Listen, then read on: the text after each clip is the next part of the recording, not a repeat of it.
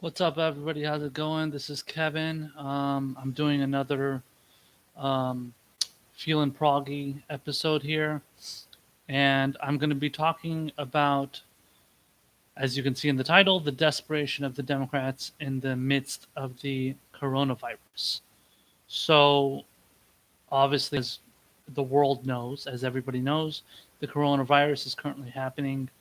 It's spread to pretty much every single country imaginable. Um, it seems like the ones that have been hit hardest the most with it have been the United States, Iran, obviously China, but they seem to have kind of gone past the stage of the stage that I guess we're headed in. Um, Different parts of obviously the United States are getting hit with it. I'm sure the UK is getting hit with it. Italy is getting hit with it really badly. Um, so but as far as when it comes to as far as what's happening within the United States and how the one of the major parties in our country is dealing with it, putting aside how Donald Trump completely bungled everything and fucked it up and messed it up and did all this, kind of tried to deny that it was happening and all this stuff. It was really, I mean, it's typical kind of like I don't know if it's incompetence or it's just like Democrats just trying to like I'm sorry, Republicans just trying to like pretend something is not happening when it's happening. So they want to kind of like deny reality and be like, oh no, everything's perfectly fine because we're in power. So you shouldn't have to really worry because we're going to save you from all the bad guys. Well, in this case, there is no bad guy. It's a virus. So it's not something that you can bomb or invade or something like that. Um, but when it comes to the Democrats, they have used this kind. They have kind of. I wouldn't say they've used the crisis. I'm sure Republicans think they have, as far as like trying to use it to attack Trump. But I think Democrats are probably justified in attacking Trump as far as how he's handled it, just as I was explaining. But as far as how the specific Democratic frontrunner, I guess now, unfortunately, is Joe Biden. The way him and his campaign have been handling it has been completely ridiculous, and it's gotten to the point that they are, and this is what they did today because we had three primaries today. We had Arizona, Florida, and Illinois, and then a couple of them were I think it was Ohio and what was the other one? I forgot what the other one was. But Ohio and the other one were one of the other ones was postponed, and then it's going to be kind of stretched out into like further months, which was very smart because when it comes to the coronavirus spreading, it's obviously done very easily. But I don't want to give away my entire point yet. The point that I was trying to make is that the Biden campaign has been using the has been trying to like rationalize everything that's been going on regarding the coronavirus and pretending as if oh no everything's perfectly fine you have to go out and vote, right? So it's really important to go out and vote, and it's really important that you practice your whatever First Amendment rights or your whatever your voting rights, and you go out there and you say whatever you want to say, and then say what you want to say, I guess, in the voting ballot in the voting booth, and kind of express yourself and all this shit. So it's like all this like kind of patriotic, American go America bullshit, um, which is basically just voting for one of the two corrupt parties. Well, in this case, it's the primary, obviously, but voting for one of the corrupt parties because that's the one you prefer more. But so, but the Biden campaign has pretty much ignored any kind of danger that can happen from this virus, and they've said, oh yeah, you have to go out and vote, and it's going to be totally fine. And and I noticed, and a lot of other people noticed that they were saying this. I'm sorry, they were saying the opposite when they were showing videos on Twitter, so on social media and stuff. They were showing videos and clips of people hanging out in like concerts, and I personally have seen people out in bars and hanging out in my area and stuff. But they were the Democrats specifically were responding to this as if it's like a terrible thing before it came down to voting. When it came down to voting, they were like, no, you must vote, and it's absolutely paramount that you vote, even though it's going to put your life in danger. Now think about the people, and this is something the Biden campaign knows. Think about the people that are typically going to be the ones that are going to go out and vote more. It's going to be older people, and those older people, ironically, are the people that are going to are most likely going to support Joe Biden. And um, so Bernie Sanders, for example, came out and said during the debate that we had on Sunday, which I only caught parts of it because I just wasn't really in the mood to see Joe Biden's lies and knowing, I'm sorry to say, but knowing that Bernie Sanders is basically going to take it easy on him, which he did. And I wasn't wrong in my assumption. But he was,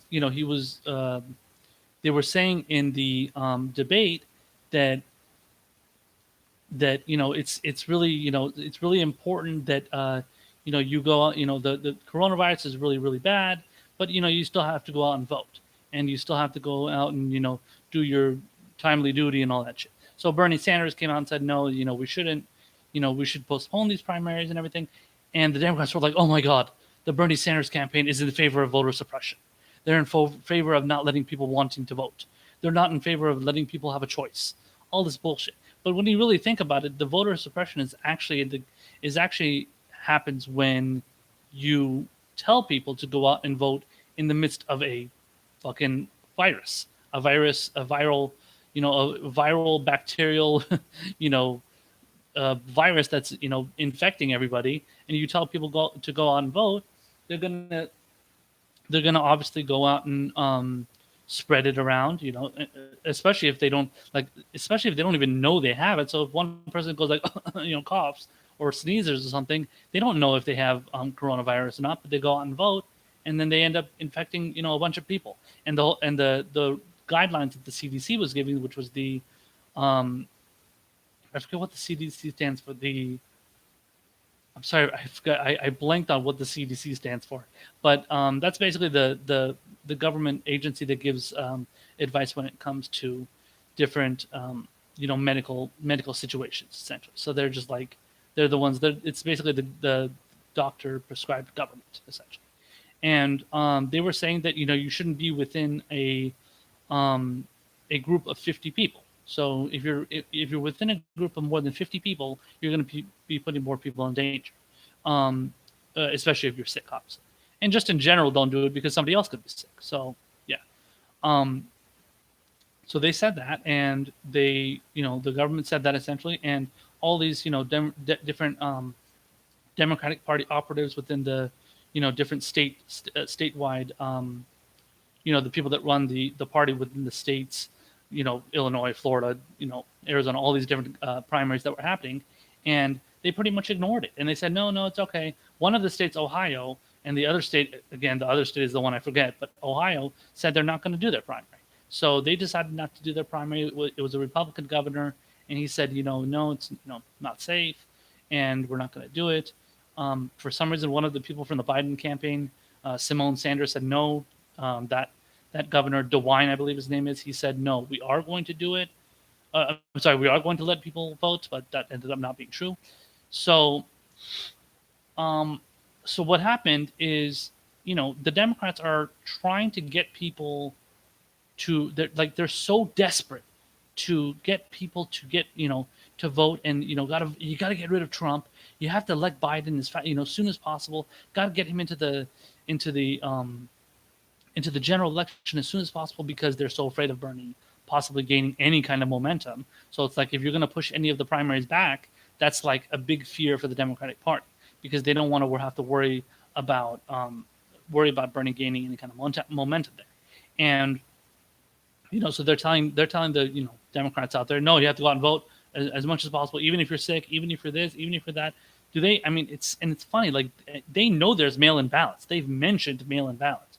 So, like, I think it was Biden himself that said in one of his tweets, even though he said in his initial tweet, if you're not feeling any symptoms and you're not feeling sick at all, you can still go out and vote. Okay, that's nice. But then in his follow-up tweet, he says, but you can still use mail-in ballots if you're sick. But it's like a lot of times you don't even know if you have any of the symptoms of the coronavirus. So you just, you don't even know it. A lot of times you could, just be sitting there perfectly, feeling perfectly fine, and then all of a sudden, boom, you're hit with it. And they clearly don't understand that you need to maintain as much of a quarantine as much as possible, because if you don't, then you're going to put yourself in danger of, you're not getting more sick, but getting other people sick too. And so the Biden campaign just didn't want to take the risk. And for the, all the idiots on Twitter I saw out there say, oh, this is voter suppression.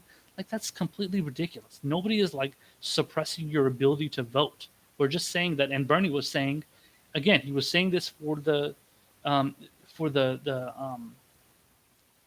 Biden voters. So mainly the Biden voters are boomers. They're older people. He was saying this for the people that were um, that were supporters of Joe Biden. Now, the conspiracy theorists can be out there. Well, oh, Bernie wants to keep the older Biden voters from voting because it's going to benefit him. No, he wants to keep them alive so they're not fucking dying, dropping dead from a terrible virus. So, I guess it depends which way you want to put the conspiracy theory. But if you really want to think of it in a logical sense, Bernie Sanders he cares about the lives of American people, and he cares about the lives of anybody that's, even if you're visiting from another country, doesn't matter where you are, as long as you're a human being. Bernie Sanders cares about your well-being and cares about the fact that you would be put in, you would be put in danger, just like if you would be put in danger in the case of, let's say, a terrorist attack. It's the same exact thing with this disease. This disease is essentially terrorizing the people because it's putting them in danger of possibly dying. And that's, yeah, I mean, Bernie Sanders is the kind of person that's going to care about that. So all the people that out there that want to act like he doesn't care about that, and he just wants to, oh, he's so thirsty for winning and he's so hungry for becoming king of the United States. No, on that's obviously just projection, projection from the typical never Bernie, anti Bernie type people out there. By the way, thanks for somebody for mentioning in my chat here that CDC count the CDC is another way of saying the Center for Disease Control.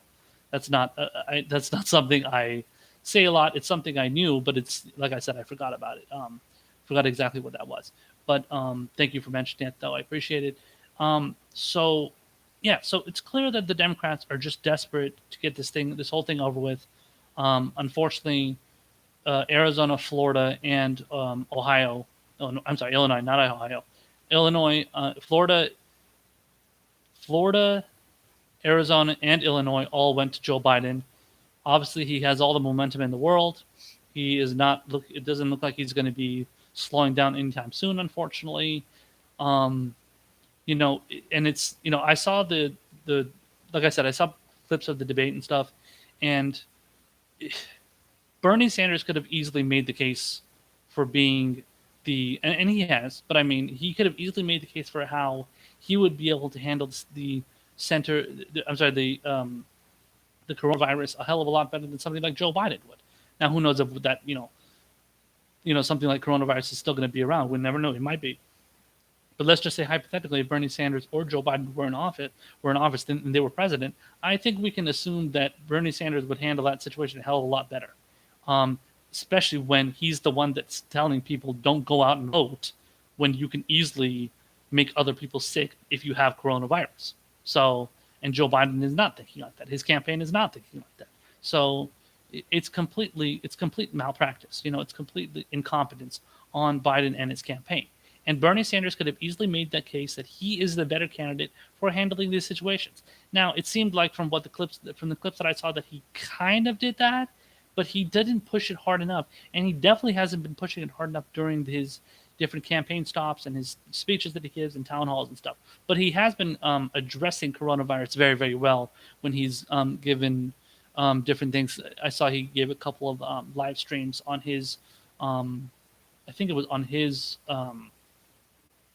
Periscope page and his whatever YouTube page or whatever it is, any kind of live thing that he had going on where he was giving like a press conference of some sort. He was addressing coronavirus really well, or it wasn't even a press conference. It was more like a meeting or a conversation that he was having. And Bernie was definitely addressing it well. He's very in tune with all the struggles that people are going through in this country, and he has a very good ability at connecting with people and knowing what they're going through, knowing what they're struggling with. Unlike Joe Biden, who's he's got his head up his ass and he doesn't know what to do, what to think. He just goes with whatever his advisors tell him and whatever his lobbyists and super PAC, not super PACs to be fair, because you can't communicate with your super PACs, but your donors and different lobbyists and whatever, all the advisors that you have in your team that are pretty much idiots and they don't know what the hell they're talking about. All those people, they're I mean, they don't know what they're doing. Either they don't know what they're doing, they just don't care, and it's really hard to tell because a lot of times, politicians would do something and you're like, wait, are they just stupid, or are they just don't do they not care? But a lot of times, I think it's a mix of both, and it's and when it comes to something like when it comes to Bernie, I think the only mistake that the one main mistake that Bernie Sanders has made during this campaign has been the fact that he hasn't gone hard enough on Joe Biden. He's definitely called him out on his record, but I just don't think he's hasn't had that killer instinct mentality of just putting Joe away. Just completely, nailing that knockout blow. And he didn't do it in the last debate. And during all the prior debates, I think he honestly took him really lightly. And I don't blame him on that one. I mean, I don't blame Bernie for taking Biden lightly, even though he definitely shouldn't have. I mean, I'm not the political expert. I'm not somebody, I'm not somebody that would, would have advised him to, you know, go after Joe Biden so much, mainly because he was doing so bad in the debates. But on top of the fact that he lost the first three states, he lost Iowa badly. He lost Nevada badly. Nevada was the third one. New Hampshire was the second one. New Hampshire he lost badly, and Nevada after that he lost badly. So all these states he lost badly until he started getting all these different endorsements. First he won South Carolina, then he won all these other states after that, everything in Super Tuesday and stuff, except California, and he won, I think it was 9 states, I want to say, and but he lost California. California was the only, honestly, considering how most of the candidates that do so well on Super Tuesday, they usually win California. But he had absolutely zero ground game when it came to what was going on here in California where I live. And as far as like offices, campaign offices, and having, like I said, like a legitimate ground game, whereas Bernie did. So it's just the Democrats are way too incompetent, way too reactionary, and they're way too desperate to want to beat Biden. I'm sorry, Biden, ironically. Way too desperate to beat Trump that they have to do everything they can, even if it means putting people's lives in danger, to beat Donald Trump. It's like they'll do anything. They're gonna. I mean, listen. I understand wanting to beat Trump. If it was and the question is, if Bernie Sanders was in this position, would he be telling? Let's say if he was in Biden's position, leading the electoral college and winning, leading in the popular vote, would he be telling his voters to go out and vote? Honestly, I don't think so. Cause I know Bernie, and I know how he is. I think he would be giving the same exact advice.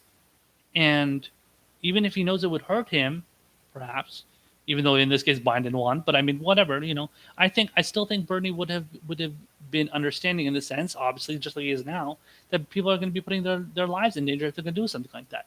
And the lives of the people are much more important than an election, which can easily, than primaries that can easily be pushed back, and you just vote later. So yeah, it's a little bit complicated, but I mean, it's either making something complicated or it's putting your life in danger where you might get sick and die, from a pandemic flu.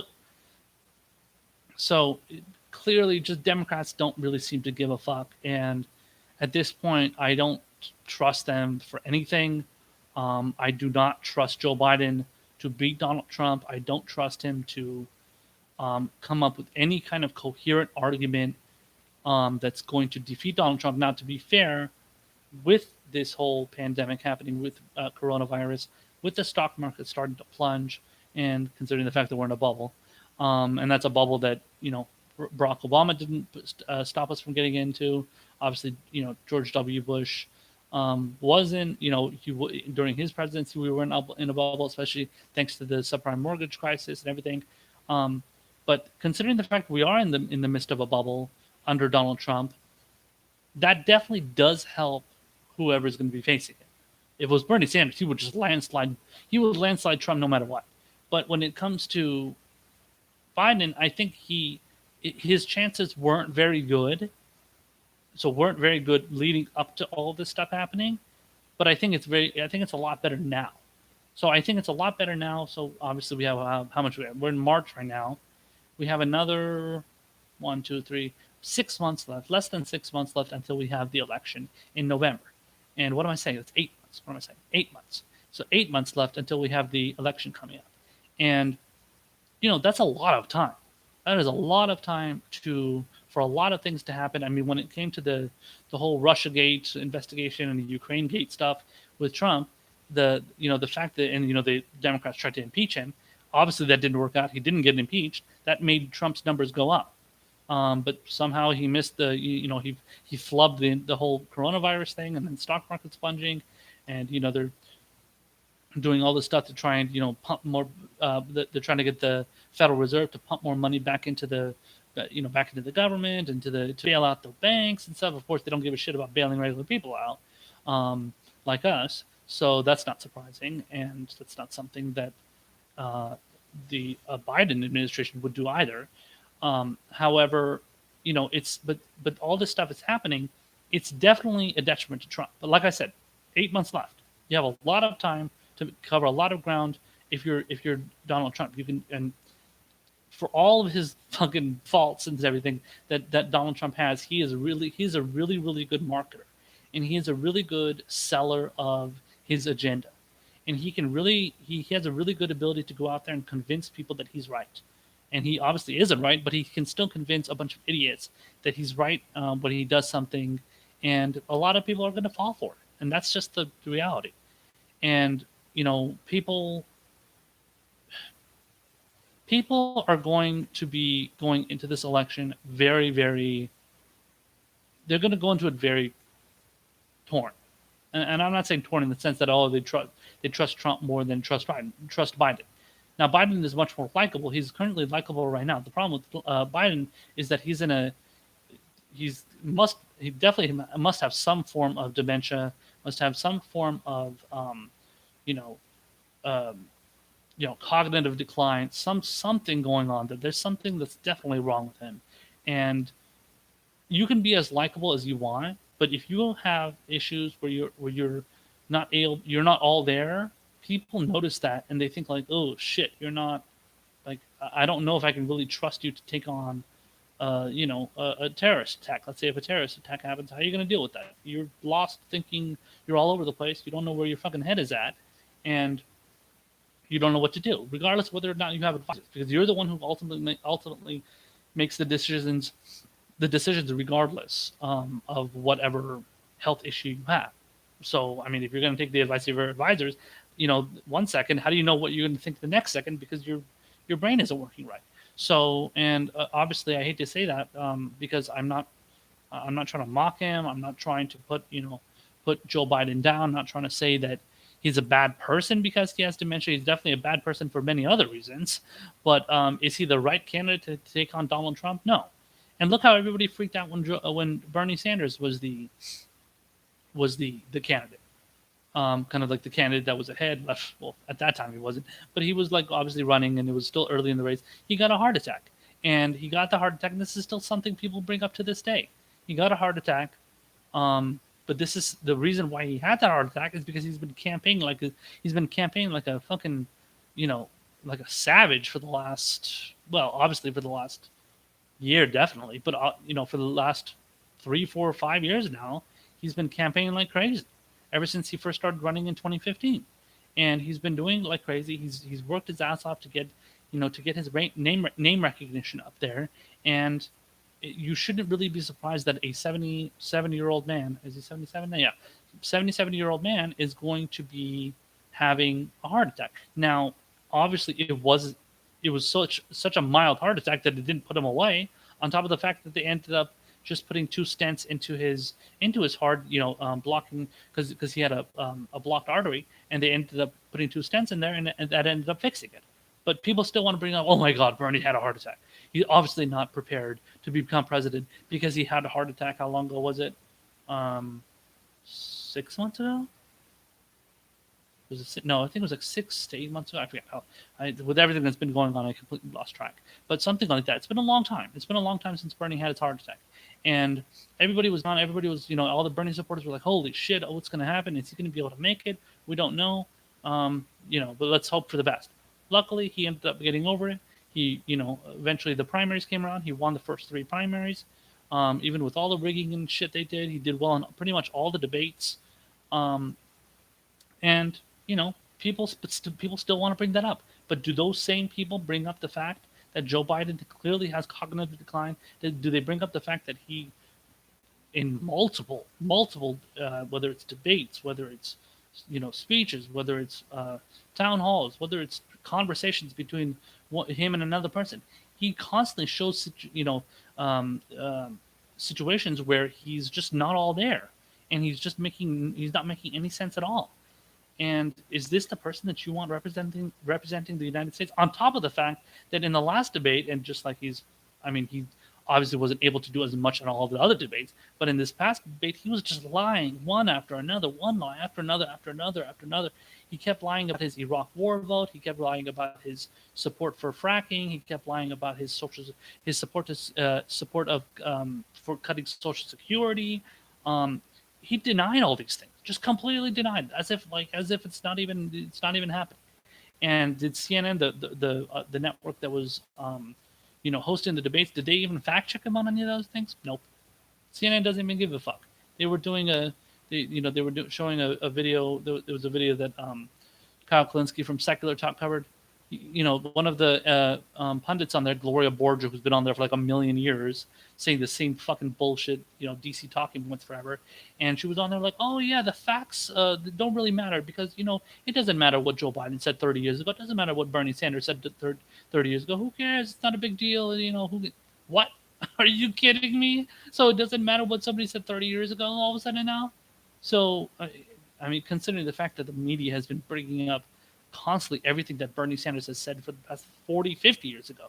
Now, they don't focus on the good things he said. They only focus on the bad things he said. So if he said something, oh my God, he said something nice about the Sandinistas who were in Nicaragua taking on the Contras. Oh my God, can't say anything like that. That's not good. You are being civil to people that do not deserve to receive any credit for anything, or saying something nice about Fidel Castro. Oh my God, you can't say that he was pushing for better literacy, and Fidel Castro was pushing for better literacy in his country of Cuba, or they have free education there, or they have a great healthcare system. You can't say that. If you say that, you support Fidel Castro and you love communism. This is how these people think. And they think exactly like the Republicans think. The Republicans and the conservatives and the right wingers say the same exact shit, and they want to obfuscate and deflect and keep you away from focusing on the real issues.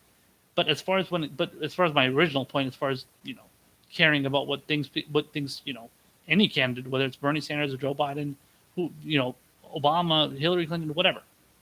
Remember Obama? They kept up bringing everything that he was saying when he was like a fucking teenager.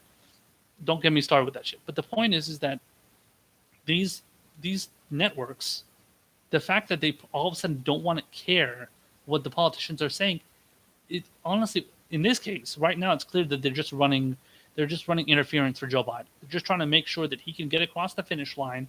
So, which is something they, obviously they don't see, but they're getting him across the finish line, which is not even the real finish line. It's just the finish line into the fucking general election where he can get fucking slaughtered by Donald Trump. And they clearly don't see it. They're too blind to see it because they refuse to accept reality. They refuse to accept his health issues. They refuse to accept that his policies are terrible. Not that Donald Trump's policies are wonderful, of course, because they're not even close to wonderful. But when it comes to somebody like Donald Trump, like I said, he is able to sell his policies much better.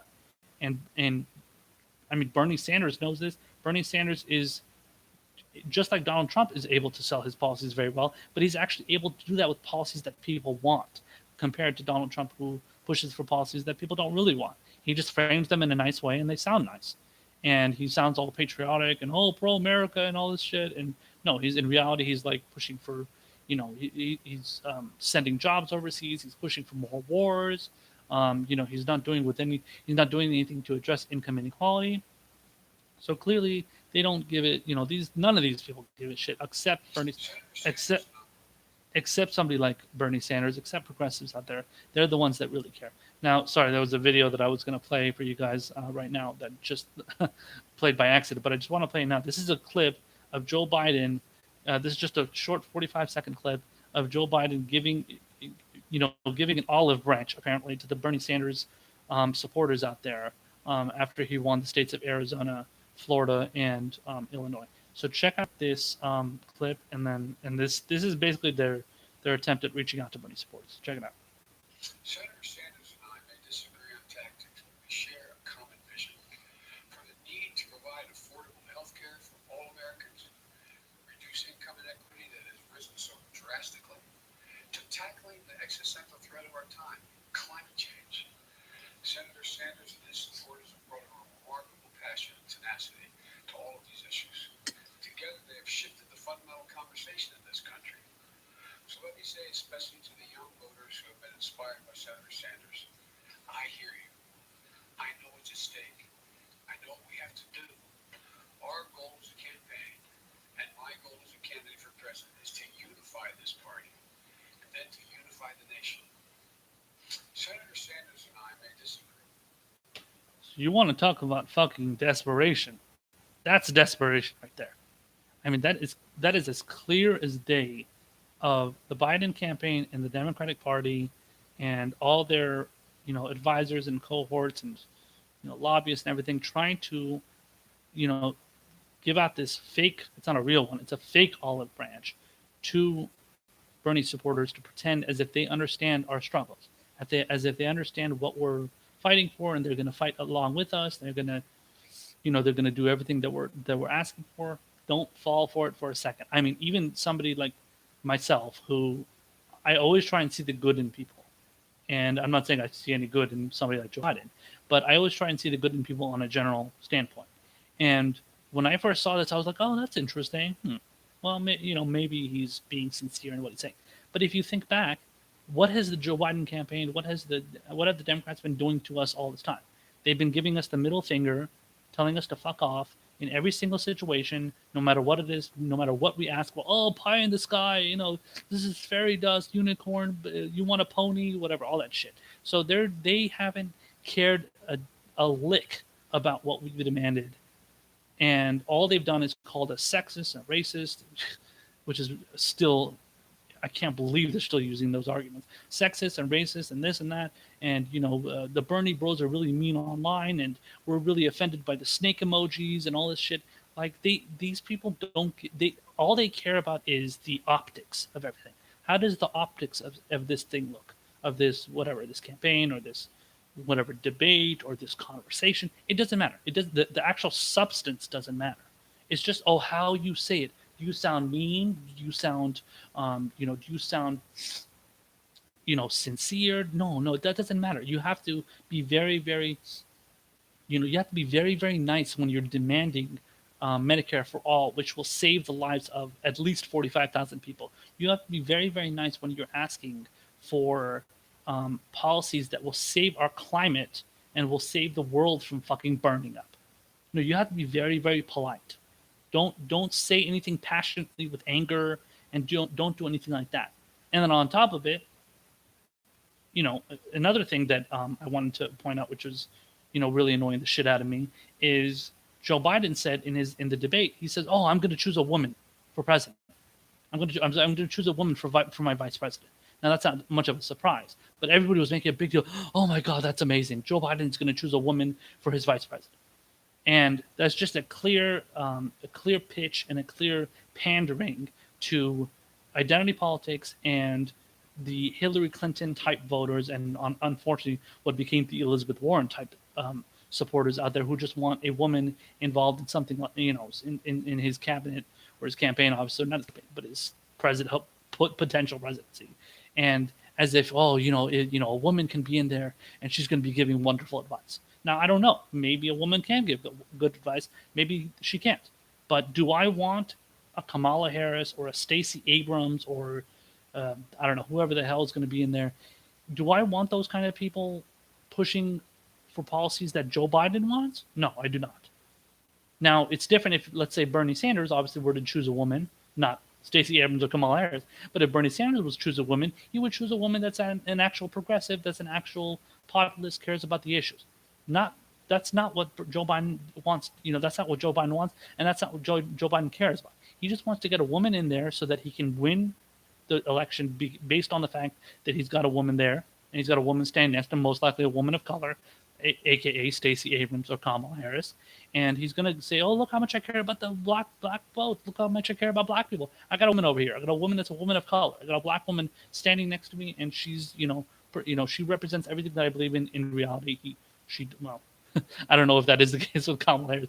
Kamala Harris is obviously not the best representative of the black community when she's throwing when as in her time as district attorney and attorney general, she was throwing people of color, black men in jail for smoking marijuana and shit like that.